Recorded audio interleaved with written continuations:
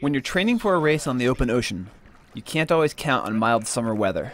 It was January 1st, years ago, and Sean and I are rowing up around the icebergs and the Yantic River, and there's a couple old bums up there, and they're drinking at 8 o'clock in the morning. And I said to Sean, I go, look at those guys up there, they're drinking.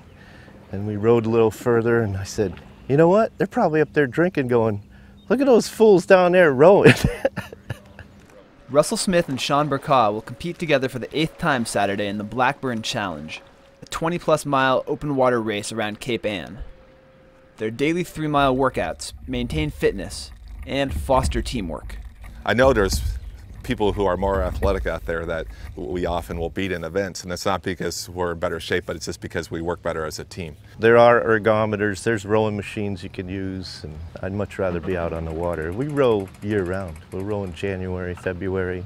We break the ice before we go out. I think it's just a sense of fulfillment.